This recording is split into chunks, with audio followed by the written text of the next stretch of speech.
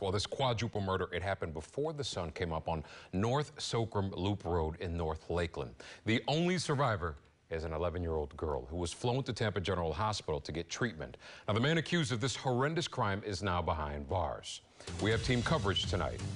Our Olivia Steen is near the still active scene of this shooting, but let's begin with Polk County Bureau reporter Stacy DeSilva, who is now joining us live from the Sheriff's Office Operations Center that is in Winter Haven. So, Stacy, this is awful. Walk us through exactly what took place.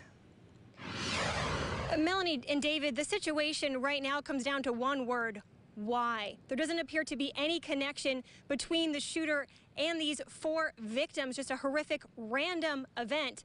The sheriff says he won't unsee what he saw today: a deceased mother clutching her deceased baby.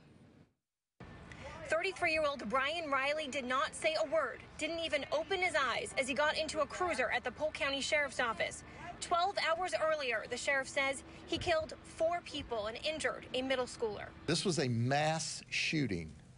This was an active shooter event. Sheriff Grady Judd tells 8 on Your Side Riley showed up at a North Lakeland home Saturday night.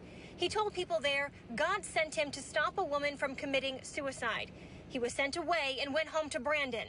Then the sheriff says he returned to the same house Sunday morning at around 4:30. A deputy nearby heard gunshots and headed in their direction. The deputy saw a truck on fire in the front yard and an unarmed man in camo go back into the house. There's another volley of gunshots, and they could hear a woman screaming and a baby whimpering. Next, a shootout between Riley and law enforcement. Riley, a retired Marine and designated sharpshooter. He's shot and eventually surrenders. The sheriff says deputies found an 11-year-old girl inside with at least 7 gunshot wounds and 4 people dead: a man, a grandmother, a woman, and her 3-month-old baby boy. I will never be able to unsee that mother with that deceased infant in her arms as they both lay there dead. The sheriff says Riley told detectives he had been taking methamphetamines, and now at least one thing remains a mystery. Why there?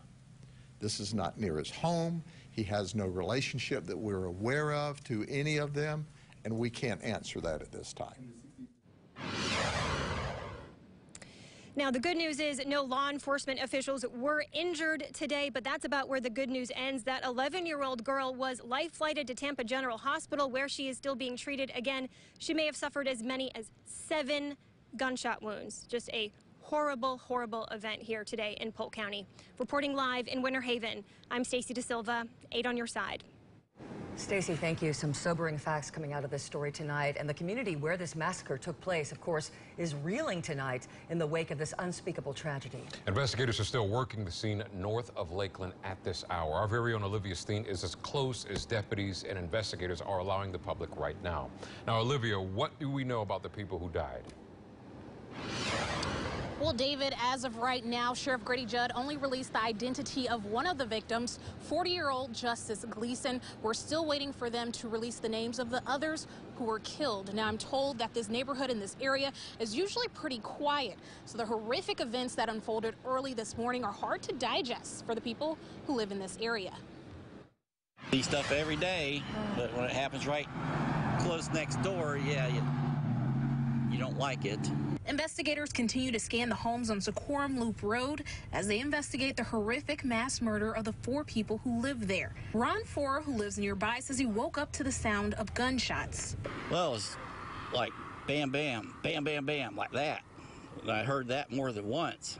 And I thought, that sounds like gunfire. He tells us he rushed to his window to see what was going on. So I looked outside, and wasn't long after that, then I seen helicopters circling over, so I turned on all my outside lights because I was a little concerned what was going on.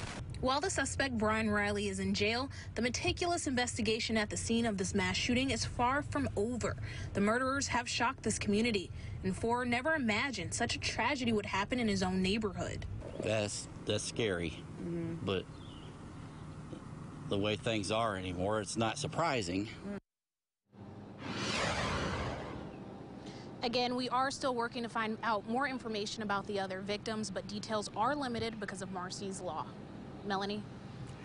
Olivia Steen live for us tonight, continuing our live team coverage in Lakeland. Thank you so much. This is a horrific Terrible story.